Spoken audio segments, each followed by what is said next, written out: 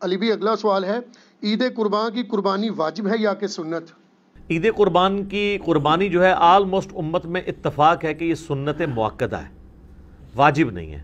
صرف حنفی تھوڑے سے اس معاملے میں سختی کا شکار ہوئے ہیں، اور وہ سختی ان کی حدیث کے ظاہری الفاظ پہ دیکھا جائے تو کسی حد تک جسٹیفائی بھی ہے۔ سنن ابن ماجہ میں حدیث ہے، المستدرک حاکم کے اندر موجود ہے، مسند امام احمد میں ہے، امام حاکم نے بھی اسے صحیح کہا، امام ذہبی نے بھی موافقت کی کہ جو لوگ استطاعت کے باوجود قربانی نہیں کرتے وہ ہماری عیدگاہوں سے دور رہیں۔ تو اس میں چونکہ ایک وعید ہے، اس کی وجہ سے امام حنیفہ کا یہ موقف ہے کہ عید قربان کی قربانی واجب ہے۔ لیکن ہم پہلے بھی آپ کو بتاتے ہیں کہ احادیث کو آپ نے صحابہ کے فہم کے مطابق دیکھ کے چلنا ہے، سلف کے فہم کے مطابق نہیں، صحابہ کے فہم کے مطابق۔ سلف تو امام حنیفہ بھی ہیں، انہوں نے فہم غلط لے لیا ہے، تو سلف کے فہم سے مراد ہے صحابہ کا فہم۔ صحابہ کا فہم یہ ہے کہ مصنف عبد الرزاق میں اور سنن الکبریٰ البیہقی کے اندر موجود ہے کہ سیدنا ابو بکر اور عمر رضی اللہ عنہما بعض اوقات جان بوجھ کے عید قربان کی قربانی چھوڑ دیا کرتے تھے تاکہ لوگ اسے واجب نہ سمجھ لیں۔ تو عید قربان کی قربانی سنت ہے، واجب نہیں۔ اہل تشیع کے ہاں بھی یہ سنت ہے، واجب نہیں ہے۔ رہا احادیث میں سے یہ ایک حدیث ہے، اس حدیث کے اوپر بھی ہر صحت پہ اختلاف ہے، بہرحال آلموسٹ حسن درجے کی تو یہ بن ہی جاتی ہے روایت۔ تو وہ ہے نبی علیہ السلام نے ترغیب دلانے کے لیے، جیسے کئی ایک موقعوں پہ آپ علیہ السلام کا جس طرح فرمان ہے کہ یہود و نصارہ کی مخالفت کرو، داڑھیوں کو رنگو، یہ ترغیب دلانے کے لیے۔ ورنہ تو اس حدیث کو روایت کرنے والے جابر بن عبداللہ اور ان سے بھی بڑھ کے مولا علی علیہ السلام نے داڑھی نہیں رنگی، سفید ہی رکھی ہے، جواز کی حد تک یہ جائز ہے۔ تو یہ واجبیت کے درجے میں نہیں ہے، سنت کے درجے میں ہے۔ لیکن جس شخص کو اللہ تعالیٰ نے استطاعت دی ہے اسے ضرور قربانی کرنی چاہیے۔ میں یہ باتیں اس لیے نہیں کہہ رہا، اللہ کا شکر ہے کہ میں نے یعنی جب سے اس اعتبار سے صاحب استطاعت ہوں کہ میں نے خود سے کمانا شروع کیا ہے، یعنی 15 سال سے زیادہ ہو چکے ہیں، تو میری تو کسی سال میں بھی قربانی مس نہیں ہوئی ہے۔ نبی علیہ السلام نے بڑے اہتمام کے ساتھ کی ہے، حتیٰ کہ آپ صحیح مسلم میں جو آپ کے آخری حج کی حدیث ہے 2950، جس میں آپ کا فرمان ہے کہ میں اپنے بعد تم میں وہ چیز چھوڑ کے جا رہا ہوں جسے مضبوطی سے پکڑ لوگے کبھی گمراہ نہیں ہوگے، وہ اللہ کی کتاب ہے۔ مسلم میں صرف اللہ کی کتاب کا ذکر ہے۔ سنت والی حدیث حاکم کے اندر ہے، وہ بھی حسن درجے میں ہے۔ اور رہی غدیر خم کی حدیث، وہ تو حجۃ الوداع کے موقع پہ نہیں بلکہ واپسی پہ خم نامی گاؤں میں، وہ مسلم شریف میں 6225 سے 6228۔ تو بخاری مسلم میں جو حدیث ہے 2950 2950 جابر بن عبداللہ سے، وہ بڑی رکت انگیز حدیث ہے۔ جابر بن عبداللہ آلموسٹ نابینا ہو چکے ہوتے ہیں، تو امام باقر ان کو ملنے کے لیے جاتے ہیں، تو ان کو بتایا جاتا ہے کہ حضور کا بچہ آیا آپ کے پاس، امام باقر حضرت حسین کے پوتے، تو وہ ان کو اپنے پاس بٹھاتے ہیں، تو حضرت امام باقر اس حدیث کو روایت کرتے ہیں، اور امام باقر سے امام جعفر صادق نے بیان کیا ہے، اور 2 واسطوں سے امام مسلم نے لی ہے۔ تو امام باقر کہتے ہیں کہ جابر بن عبداللہ میرے یہ سامنے کے بٹن کھولتے ہیں اور میرے سینے پہ یوں ہاتھ رکھتے ہیں اور کہتے ہیں تم میرے نبی کے بیٹے ہو، تم مجھ سے جو پوچھنا چاہتے ہو پوچھو۔ تو وہ کہتے ہیں میں آپ سے پوچھنے آیا ہوں کہ نبی علیہ السلام نے حج کس طرح کیا تھا۔ تو وہ حج کی آلموسٹ 7-8 صفحوں پہ لمبی حدیث ہے، مسلم شریف میں 2950 اور مشکات میں دوسری جلد میں حج کے چیپٹر میں پہلی حدیث یہ ہے نبی علیہ السلام کے حج پہ۔ یہ امام باقر نے روایت کی ہے، ان سے امام جعفر نے سنی ہے، اور پھر بعد میں 2 واسطوں سے امام مسلم نے لی ہے۔ اس میں الفاظ ہیں کہ یمن سے نبی علیہ السلام نے 100 اونٹ منگوائے حجۃ الوداع کے موقع پر، 63 اونٹ آپ نے اپنے مبارک ہاتھوں سے نہر کیے ایک حج کے موقع پہ، 63 اونٹ، اور یہ حضور اپنی طرف سے کر رہے ہیں، اور باقی 37 جو ہیں وہ مولا علی کو کہا کہ تم نے کرنے ہیں۔ تو 63 میں اشارہ تھا کہ آپ کی چونکہ زندگی مبارک کے 63 سال ہیں، آپ نے پورے سال ایک سال کی قربانی ایک ہی دفعہ کی ہے۔ اور اس کے بعد جابر بن عبداللہ کہتے ہیں کہ جب وہ 100 کے 100 اونٹ نہر ہو گئے تو نبی علیہ السلام نے حکم دیا کہ ہر اونٹ میں سے ایک بوٹی لی جائے، اور وہ ساری 100 کی 100 بوٹیاں ایک دیگ میں ڈال کے پکائی گئیں، ہر ایک جانور سے ایک بوٹی لے کے۔ اور پھر جابر بن عبداللہ کہتے ہیں کہ مولا علی نے اور نبی علیہ السلام نے ایک دسترخوان پہ بیٹھ کے تناول فرمایا۔ ٹھیک ہے جی، تو وہ پوری کی پوری حدیث جو ہے نا بڑی رکت انگیز ہے پڑھنے والی، نبی علیہ السلام کے آخری حج کا بیان، حجۃ الوداع۔ تو اس سے بھی یہ بات پتہ چلی کہ نبی علیہ السلام نے اس سنت کا بڑا اہتمام کیا ہے. لہٰذا اس چکروں میں تو پڑھنا ہی نہیں چاہیے کہ جناب واجب ہے یا سنت ہے. بھائی سنت ہے کریں گے. البتہ یہ ٹیکنیکل بحثیں اس لیے کی جاتی ہیں جب حنفیوں کی طرف سے زیادہ ایمفسائز کیا جاتا ہے اس مسئلے کے اوپر, اور بلکہ وہ تو ایک اور سٹیپ آگے چلے جاتے ہیں. وہ کہتے ہیں گھر میں جتنے لوگ الگ سے بھی صاحب استطاعت ہیں, کسی بیوی کے پاس سونا ہے تو وہ علیحدہ سے اپنی قربانی کرے گی, فلاں کرے گی, اور وہ بہت آگے چلے جاتے ہیں. اس لیے پھر یہ بحثیں جو ہے نا وہ سٹارٹ ہو جاتی ہیں. تو یہ سنت ہی ہے, واجب نہیں ہے, لیکن سنت مؤکدہ ہے, سنت دائمہ, متواتر اور مسلسل بھی ہے. ٹھیک ہو گیا, جزاک اللہ. علی بھی اگلا سوال ہے, قربانی کے لیے صاحب استطاعت ہونے کے اعتبار سے نصاب کیا ہوتا ہے؟ نصاب کے اوپر جی اتفاق ہے. صاحب نصاب وہ ہے جس میں قربانی کی استطاعت موجود ہے. اس کا زکوٰۃ کے نصاب کے ساتھ 52.5 تولے چاندی یا 7.5 تولے سونے کے ساتھ کوئی تعلق نہیں. ایک غریب آدمی ہے, قربانی کے دنوں میں اس کے پاس مال آ جاتا ہے, تو وہ قربانی کے اعتبار سے صاحب استطاعت ہے, وہ قربانی کر سکتا ہے. کر سکتا ہے لفظ میں اس لیے بول رہا ہوں چونکہ واجب نہیں ہے. میں یہ نہیں کہوں گا کہ وہ ضرور کرے, پھر تو واجبیت ہو جائے گی نا. تو میں نے آپ کو پہلے اس پہ بحث کر چکا ہوں. تو وہ صاحب استطاعت ہے, ضرور کرے. جہاں ہم اتنے اور خرچے کرتے ہیں تو قربانی کیوں نہ کریں. تو اس کے لیے آپ کے پاس قربانی کا خرچہ ہونا ضروری ہے. اب قربانی کا خرچہ بھی ظاہر ہے, اگر آپ اونٹ قربان کر رہے ہیں وہ تو 1.5-2 لاکھ روپے کا, اگر حصہ بھی ڈالتے ہیں تو آلموسٹ آج کل 18 سے 20 ہزار ہے, گائے کا 13 سے 15 ہزار ہے, اور بکرا لیں گے تو کم از کم بھی کوئی بہت بھی چھوٹے سے چھوٹا بھی دوندا بکرا ملا آپ کو تو 25 ہزار سے کم تو نہیں ملنے کا. اللہ ہے کہ بہت آپ انٹیریئر پنجاب میں کہیں جنوبی پنجاب چلے جائیں تو پھر بھی 20-25 ہزار کا تو بکرا چاہیے. تو اتنی رقم آپ کے پاس اگر رقم آ جاتی ہے تو بجائے اس کو اور معاملات میں خرچ کرنے کے اور جا کے ایک کوئی LED سکرین کو 50 انچ کی اٹھا کے لے آئیں آپ گھر میں, پہلے بھی ہو 32 والی, وہ چھوٹی لگ رہی ہو, پیسے آ جائیں, کمیٹی نکلے تو یہ چیزیں چھوٹی لگنی شروع ہو جاتی ہیں. تو اس کی بجائے قربانی کریں آپ. کیوں ان معاملات کے اوپر پیسے ضائع کرتے ہیں, پیسے ان کاموں میں ڈالیں. ٹھیک ہو گیا, جزاک اللہ. علی بھی اگلا سوال ہے, اگر ایک خاندان میں ایک سے زیادہ لوگ مالی طور پر استطاعت رکھتے ہوں تو سب لوگوں کو الگ الگ قربانی دینا ہوگی یا ایک خاندان کی جانب سے ایک قربانی کر دینا ہی کافی ہے؟ بہتر ہے جی سب الگ الگ دیں. دیکھیں یہ فضیلت ہے, ہر بندے نے اپنی قبر میں جانا ہے, وہ اللہ کے حضور کیوں نہ قربانی لے کے جائے. ان صلاتی و نسکی و محیای و مماتی للہ رب العالمین. رہا شرعی مسئلہ تو یہ ہے کہ ایک خاندان کی طرف سے ایک قربانی کافی ہے. وہ سنن ابن ماجہ میں بھی اور جامع ترمذی میں حدیث موجود ہے. ابو ایوب انصاری رضی اللہ تعالیٰ عنہ سے جب پوچھا گیا تو انہوں نے فرمایا کہ ہم نبی الاسلام کے زمانے میں ایک خاندان کی طرف سے ایک ہی بکری قربان کیا کرتے تھے. پھر بعد میں جب لوگ باہم دولت میں ایک دوسرے پہ فخر کرنا شروع کر دیا تو پھر ایک سے زیادہ لوگ جانور قربان کرنا شروع کر دیا لوگوں نے. اور ایک اور حدیث ہے سنن ابن ماجہ میں بھی, المستدرک للحاکم میں, ایک اور صحابی کہتے ہیں کہ ہم تو ہمیشہ سے پورے خاندان کی طرف سے ایک ہی جانور قربان کیا کرتے تھے, بکری یا بکرا, اور لیکن اب میرے گھر والے مجھے اکساتے ہیں تو ہم یعنی ایک دوسرے پہ روب ڈالنے کے لیے کہ ہمسایوں نے تو 3 بکرے دیے ہیں, تم کیوں ایک. یہ صحابہ کے زمانے میں بھی ہے سر. یہ جو ہائری پیڑی ہے جو ہم کہتے ہیں نا, اس پیڑی نے تینا کرتا, یہ وہ جو ایک خاندانی ٹسل ہے, یہ تو وہ صحابی کہتے ہیں اب مجبوراً ہمیں اپنے گھر والوں کے اکسانے کے الفاظ ہیں, اکسانے پہ ہم بھی 1-2 بکرے زیادہ کر دیتے ہیں, ورنہ شرعی مسئلہ یہی ہے کہ ایک خاندان کی طرف سے ایک قربانی. یہ خاندان سے مراد ایک چولہا ہے, ایک چولہا اس اعتبار سے کہ میاں بیوی بچے. اب آپ کو گھر ایسا لے آئیں کہ جہاں پہ 5 فیملیز رہ رہی ہیں اور چولہا ایک ہو تو وہ آپ کہیں گے ایک قربانی نہیں, وہ 5 خاندان ہے. چولہا عموماً بولا جاتا ہے اس اعتبار سے کہ ایک کوئی مرد ہے, اس کی بیوی اس کے ساتھ ہے, اس نے ماں باپ بھی اپنے ساتھ رکھے ہوئے ہیں, ایک ہی چولہے سے کھا رہے ہیں, تو وہ اس اعتبار سے ایک خاندان ہے. تو لیکن اگر 5 خاندان ایک جگہ پہ رہ رہے ہیں اور دیگ پکاتے ہیں اور وہ کہیں چولہا ہمارا ایک ہے, تو دیگ پک رہی ہے تو سر ایک گائے بھی لے سکتے ہیں, وہ 5 مل کے 5 حصے اس میں رکھ لیں. 5 تو خیر کم سے کم ہے, زیادہ سے زیادہ 7 ہیں. اچھا یہ بھی بات لوگوں میں مشہور ہے کہ جی 7 ضروری پورے کر رہے ہیں, نہیں, 7 زیادہ سے زیادہ. ایک بندہ بھی ایک گائے دے سکتا ہے, 2 بندے بھی مل کے ایک گائے دے سکتے ہیں, بکرا نہیں 2 بندے مل کے دے سکتے گائے.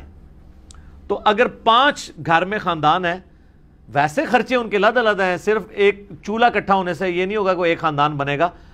اب یہ تو نہیں ہے کہ بھی ایک بھائی کی سالی کی شادی آئی ہے تو دوسرا بھائی اس کے بچوں کو وہ بوٹ لے کے دے رہا ہے اور ساتھ جوڑا لے کے دے رہا ہے، وہ اپنے باقی خرچے بھی تو کر رہے ہیں نا.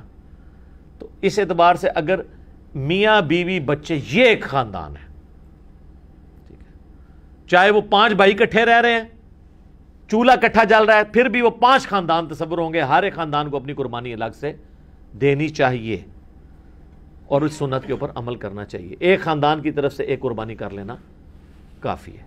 ٹھیک ہے. علی بھائی اگلا سوال ہے، اگر کوئی شخص آلریڈی مقروض ہے تو کیا وہ قربانی دینے کے لیے قرضہ اٹھا سکتا ہے یا قربانی نہ دے؟ قربانی کیوں نہ دے جی، کروڑ پتی لوگ بھی مقروض ہیں. یہ بڑے بڑے فیکٹریوں کے مالکوں سے آپ پوچھیں، انہوں نے کروڑوں میں قرضے اٹھائے ہوئے ہیں.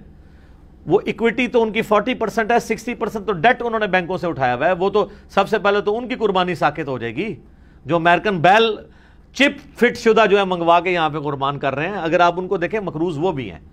یہ قرضہ جو ہے یہ عارضی قرضہ ہے. یہ اس قرضے کو وہ قرضہ نہیں کہا جاتا کہ جس کی بنیاد پہ قرضہ یہ ہے کہ ایک بندہ قرضے کے تلے اس طرح دب گیا کہ اس کی 2 وقت کی روٹی محال ہو گئی ہے اور وہ روکی سوکی کھا کے گزارا کر رہا ہے، اس کو مقروض کہا جاتا ہے. کروڑ پتی لوگوں کو مقروض نہیں کہا جاتا. وہ تمہارے پرائم منسٹر صاحب بھی کہتے ہیں اتنی تنخواہ لے کے بھی کہ میرا مشکل سے چولہا جلتا ہے. تو قربانی تو پرائم منسٹر میں بھی کوئی نہیں بن رہی ہوگی. اس طریقے سے اگر دیکھا جائے بڑے بڑے فیکٹری آنرز جو ہیں تو وہ اس طرح نہیں ہے. قرضہ اٹھا کے آپ کریں. یہ کمیٹی آپ نے قرضہ ہی تو ڈالی ہوتی ہے، کمیٹی ڈال لیں. سالی کی شادی کے لیے ڈالتے ہیں، بھائی کی شادی کے لیے ڈالتے ہیں کمیٹیاں، اور وہ جوتیاں اور کپڑے ہوں تب بھی نئے لے کے دیتے ہیں بچوں کو. اس کا خرچہ نکالیں تو ایک بیل میں حصہ ڈالنے سے تو کم ہی بنتا ہے. یہ بیل میں حصہ ڈالنا تو اس سے کم ہی بنتا ہے. آج کل ایک ایوریج شادی کے اوپر 15-20 ہزار روپے لگ جاتا ہے. تو سر 12-13 ہزار روپے کا آپ بیل میں حصہ نہیں ڈال سکتے. ضروری ہے کہ آپ نے بکرا ہی لینا ہے، بیل میں حصہ ڈال لیں. تو یہ جو آپ نے کمیٹی بھی ڈالی ہوتی ہے، اگر ایک سپوز لاکھ روپے کی آپ کی کمیٹی نکلی ہے، تیسری یا چوتھی، اور 10,000 روپیہ مہینہ ہے، تو چوتھی آپ نے کمیٹی جب لے لی ہے تو آپ نے ابھی تک تو 40,000 اس کو جمع کروائے ہیں نا کمیٹی والے کو. 60,000 تو آپ نے بعد میں کرانے ہیں، لیکن لاکھ روپے آپ نے پہلے ہی اٹھا لیا ہے. تو 60,000 کے تو آپ بھی مقروض ہیں. تو پھر تو دنیا میں کوئی بندہ ہی نہیں بچے گا. لوگ اتنے بولے بن کے نا، وہ کہتے ہیں، کئی لوگ پوچھ رہے تھے جی قرضہ بھی ہے، زکوٰۃ بھی دینی ہے، قرضہ بھی جو مائنس کریں گے، اور مائنس بھی کتنے الٹے طریقے سے کرتے ہیں. اس طریقے سے تو الٹا اس کو زکوٰۃ دینی پڑ جائے گی. وہ پتہ کس طرح کر رہے ہوتے ہیں؟ مثلا ایک بندے کا کاروبار ہے 1 کروڑ روپے کا، 40 لاکھ روپیہ اس کا اپنا تھا سرمایہ، 60 لاکھ اس نے بینک سے اٹھایا قرضہ. کتنا ہو گیا؟ 1 کروڑ. اب وہ جب حساب کرنے لگتا ہے نا سال بعد، وہ کہتا ہے جی میں نے 1 کروڑ روپیہ کاروبار میں لگایا ہوا ہے، تو 1 کروڑ کی زکوٰۃ جو ہے وہ کیسے نکالی؟ وہ پھر کہتا ہے کہ دیکھیں جی میرا تو اپنا تھا 40، 60 میں نے بینک سے اٹھایا، تو 60 میں سے 40 نکل گئے، تو 20 لاکھ کا تو میں ابھی بھی مقروض ہوں. تو میں تو مقروض ہوں، میں کیوں زکوٰۃ دوں گا؟ حالانکہ وہ بیوقوف بھول جاتا ہے کہ کاروبار میں اس نے 1 کروڑ لگایا ہوا ہے. یہ 60 لاکھ 1 کروڑ میں سے مائنس ہونے ہیں، 40 لاکھ میں سے نہیں مائنس ہونے. 40 لاکھ تو اس کا اپنا تھا نا، 60,000 اس نے قرضہ اٹھایا، تو ٹوٹل کتنا ہوا؟ 1 کروڑ. اب کاروبار میں 1 کروڑ لگا ہوا ہے، 1 کروڑ میں سے 60 لاکھ مائنس ہونا ہے. اپنے 40 جو بھی وہ 60 کاٹ دیتے. ٹھیک ہے. ویسے ماشاءاللہ آپ ان کو دیکھیں، ان پڑھ چٹے ان پڑھ ہے، کروڑوں کا بزنس کر رہے ہیں. آپ کو جناب زبانی پورے دن کا حساب کتاب بتا دیں گے، اور نام نہیں اپنا لکھ سکتے. کاروبار میں اتنے تیز ہیں. دعائے قنوت پھر بھی نہیں یاد ہوگی ان کو. جنازے تو ویسے ہی نہیں آتا نا، غور پہ ہے کوئی اور. تو یہ سارے بہانے ہیں جی قربانی کے. میں تو پوری کوشش کرتا ہوں کہ اس کے اوپر لوگوں کو ترغیب دلائی جائے کہ قربانی نہ مس کریں. سر یہ بہت بڑی نعمت ہے. آپ قیامت والے دن اور کچھ نہیں ہے تو حضرت ابراہیم علیہ السلام سے سفارش کے لیے عرض کر سکتے ہیں. ان کی سنت کو زندہ رکھا، ان کی سنت آپ نے زندہ، سنت ابراہیمی کو زندہ رکھا. کوئی ایک نیکی اپنے ساتھ رکھیں اور اچھی چیز قربان کریں، ریاکاری کے لیے نہیں. جس طرح وہ یہ بھی دیکھیں آپ، یہ ٹی وی چینلز پہ شروع ہو جائے گا. وہ کراچی میں ایک بندہ ہے، وہ جناب بچپن میں ایک بیل اوپر 30 منزل پہ 4تھی منزل پہ چڑھا لیتا ہے، پھر وہ کرین آتی ہے اس کو اتارنے کے لیے. اس طریقے سے ایک بندہ ہے وہ جناب امریکن بیل منگواتا ہے، اس میں چپیں فٹ ہوئی ہوتی ہیں. تو اگر یہ وہ اللہ کے لیے اچھا جانور دینا بہت اچھی بات ہے، لیکن اس کی نمائش نہیں ہونی چاہیے. ریاکاری ہوئی تو اعمال برباد ہونے کا خدشہ ہے۔ مسند احمد میں حدیث ہے جس نے دکھلاوے کے لیے نماز پڑھی اس نے شرک کیا، حالانکہ پڑھی نماز ہے، دکھلاوے کے لیے روزہ رکھا اس نے شرک کیا، اور دکھلاوے کے لیے اللہ کی راہ میں صدقہ کیا، یہ صدقہ ہی ہے نا اللہ کی راہ میں قربانی کرنا، تو اس نے شرک کیا۔ اور جو مسلم شریف میں حدیث ہے کہ قیامت والے دن ایک سخی کو، ایک شہید کو، ایک قاری کو بلایا جائے گا، اللہ تعالیٰ تینوں کو اپنی نعمتیں گنوائے گا، تو پوچھے گا تو نے میرے لیے کیا کیا؟ شہید کہے گا یا اللہ جان دے دی اور کیا کرتا، اس سے بڑی کیا بات تھی؟ اللہ کہے گا اس لیے دی کہ لوگ تجھے بہادر کہیں، لہٰذا دنیا میں تیری بڑی تعریف ہوئی ہے، اوندھا منہ کر کے دوزخ میں۔ سخی کو اللہ تعالیٰ پوچھے گا، کہے گا یا اللہ میں نے تو اتنا کچھ خیرات کیا، میں تو مسجد کی ٹوٹیوں کے اوپر نیم پلیٹ بھی لگوائی کہ فلاں سیٹ صاحب نے یہ وضو خانہ اور ٹائلٹ بنوایا ہے، اور بھی تو یقین نہیں آتا بریکٹائچ، تو اللہ تعالیٰ مائے گا یہ تو اس لیے کہا کہ لوگ اس تیری تعریف کریں، کر لی گئی، جا دوزخ میں تم، میرے پاس کوئی اجر نہیں۔ اور اس طریقے سے قرآن کے قاری کو کہا جائے گا تو نے اس لیے کیا کہ لوگ تیری تعریف کریں، تو بہت بڑا لامہ ہے۔ تو تجھے دنیا میں لوگوں نے ماشاءاللہ اتنی مدہ ذلہ دامت برکاتم عالیہ اور حافظہ اللہ، آیت اللہ، یادگار اسلاف، یادگار اسلاف نہ لکھا کرو، مطلب پتا کیا ہے کہ جڈا وڈا فراڈیا ہے نا، یہ اسلاف بھی ایڈے وڈے فراڈیے سن، یہ انہوں نے یاد ہی تازہ کر رہے ہیں نا، یہ تو اتنا خطرناک جملہ ہے نا لکھا کرو۔ میرا دماغ ہوئے پاسے ٹوٹ جاتا ہے کہ یار یادگار اسلاف اگر یہ ہے تو یہ مطلب ہے جو میں سوچتا ہوں کہ پچھلے بھی یہی کچھ کرتے رہے ہیں اور یہ انہی کی یاد تازہ کر رہا ہے، تو یہ مطلب یہ انہی کی جائز روحانی اولاد ہے۔ یادگار اسلاف نہ لکھا کرو، ٹھیک ہے، اگر اسلاف کو آپ نے بچانا ہے تو۔ اور یہ باتیں کرنا صرف آسان ہے، دین کے اوپر چلنا بڑا مشکل کام ہے۔ تو جناب قرضہ اٹھانا پڑتا ہے تو کوئی مسئلہ نہیں، قرضہ کیا آپ کو سب مر چلیں، قرضہ اٹھا کمیٹی ڈال لیں، پلان کریں قربانی کے لیے۔ اگر آپ نے ہر مہینے میں بھی 1000 روپے علیحدہ کیا ہو نا، سال بعد 12,000 روپے بن جاتا ہے، آپ ایک حصہ ڈال ہی سکتے ہیں۔ تو اس کو جس طرح باقی خرچے رکھے ہوئے ہیں نا، بچوں کی فیس، بچوں کی فیسیں آج کل 2,000 سے تو سٹارٹ ہو رہی ہیں ایک عام نارمل سکول کے اندر، تو 24,000 روپے تو آپ بچوں کی فیس بھی سال کی دے رہے ہیں، ٹھیک ہے۔ کرونا کی وجہ سے پھر بھی حیا نہیں آئی ہے اسکول والوں کو کہ پیسے ہی کچھ کم کر دیں، فیسیں آپ سے پوری لے رہے ہیں، تو سال میں 1000 روپے علیحدہ کر کے آپ اللہ کی نام میں قربانی نہیں کر سکتے؟ کرنی چاہیے۔ ایون قرضہ بھی اٹھانا پڑتا ہے، ضرور اٹھائیں، کریں، کیونکہ یہ قرضہ ایسا نہیں ہے کہ جو آپ کی گردن کو دبوچ لے گا، آپ آسانی سے اتار لیں گے۔ 12-13,000 روپیہ کیا چیز ہے؟ اب اس چکر میں نہ پڑ جائے کہ میں نے جا کے 50,000 روپے دی کوئی بیتل بکری جا کے لینی ہے، تو وہ تو ظاہر ہے اتنا بڑا ہاتھ بھی نہ ڈالیں آپ، ٹھیک ہے، نارمل قربانی کر لیں جو آپ گھر میں۔ اچھا بعض لوگ ہیں گھر میں موٹا گوشت کھانے کو عیب اور گالی سمجھتے ہیں، اور جب قربانی کا موقع آتا ہے تو وہ بڑے گوشت میں حصہ ڈال دیتے ہیں پیسے بچانے کے لیے۔ تو چاہیے یہ ہے کہ پھر جو اگر آپ چھوٹے گوشت کو پریفرلی گھر میں کھاتے ہیں، صرف چھوٹا گوشت جو کھا رہے ہیں، میں ان کی بات کر رہا ہوں، جو مکس کر کے کھا رہے ہیں ان کی نہیں بات کر رہا، تو آپ کو پھر قربانی بھی چھوٹے گوشت کی ہی دینی چاہیے۔ لن تنالوا البر حتى تنفقوا مما تحبون، تم کبھی بھی نیکی کے اعلیٰ درجے کو نہیں پا سکتے جب تک کہ پسندیدہ چیزیں اللہ کی راہ میں خراب نہ کرو۔ ویسے موٹے گوشت سے آپ گن کھائیں اور کہیں جی ساڑھے گھر سے پکدے ہی چھوٹا ہے، جو قربانی دی واری آئے تھے وہ جناب موٹا گوشت کا حصہ 13,000 روپے کا بن رہا ہے اور بکرا جو ہے وہ آ رہا ہے 30,000 روپے کا، ادھر جناب تمہیں یاد آ جائے کہ وہ جی ابراہیم علیہ السلام جڑے نا وہ بھی بنایا بچڑا لائے سن فرشتیاں واسطے، تے موٹا گوشت تے سنت ابراہیمی ہے، ٹھیک ہے سر، بڑا گوشت سنت ابراہیمی ہے اور چھوٹا گوشت سنت محمدیہ ہے صلی اللہ علیہ وآلہ وسلم۔ بخاری مسلم میں حدیث شفاعت جو ہے وہ سٹارٹ ہی اس سے ہوتی ہے کہ نبی علیہ السلام کے سامنے دستی کا بکری کا گوشت رکھا تھا، آپ وہ ساتھ ساتھ کھا رہے تھے اور آپ نے شفاعت والی حدیث بیان کی کہ قیامت والے دن سب کے سب لوگ پہلے حضرت آدم کے پاس جائیں گے۔ وہ حدیث کا آغاز ہی بخاری مسلم کا اس سے ہوتا ہے، اور اس سے یہ بھی ثابت ہوا کہ کھانا کھاتے ہوئے گفتگو کرنا سنت ہے، لیکن یہ اس میں احتیاط بھی ہے۔ بعض لوگ بہت بڑے بڑے نوالے لیتے ہیں، ساتھ گفتگو کرتے ہیں، بعض کا سانس کی نالی میں چلا جائے نا تو لگ پتہ جانا جائے۔ یہ جو منع کرتے ہیں نا لوگ کھانا کھاتے ہوئے بولنا نہیں چاہیے، یہ کوئی شرعی مسئلہ نہیں ہے، بلکہ اس لیے کہا جاتا ہے کہ وہ کھانا کھاتے ہوئے بعض اوقات وہ سانس کی نالی میں چلا جاتا ہے۔ اور آپ کو پتہ ہے یہ جینون بیماری بھی ہے بعض لوگوں کو، میں کئی ایسے لوگوں کو جانتا ہوں جن کو معدے کا ایشو ہے نا، ان کو ڈاکٹرز نے باقاعدہ کہا ہوا ہے کہ آپ نے کھانا کھاتے وقت نا صرف کھانا کھانا ہے، نہ باتیں کرنی ہے، نہ ٹی وی دیکھنا ہے، اور آپ نے اپنے ذہن میں حاضر کرنا ہے کہ آپ کھانا کھا رہے ہیں، کیونکہ دماغ کے سگنل پھر وہ ایسے چلیں گے کہ آپ کا خوراک کی نالی میں نہیں جائے گا۔ یہ جینون پرابلم ہے، یہ اذانیں شروع ہو چکی ہیں، بقیہ کے سوالات انشاءاللہ اذانوں کے وقفے کے بعد انشاءاللہ۔ بسم اللہ والحمد للہ والصلاة والسلام علی رسول اللہ وعلی آلہ واصحابہ اجمعین الی یوم الدین، الحمدللہ آج 19 جولائی 2020 کی علمی و تحقیقی مجلس نمبر 124 کی جو اسٹوڈیو ریکارڈنگ ہے اس کے بقیہ سوالات کی طرف آتے ہیں اذان کے وقفے کے بعد والے سوالات کی طرف.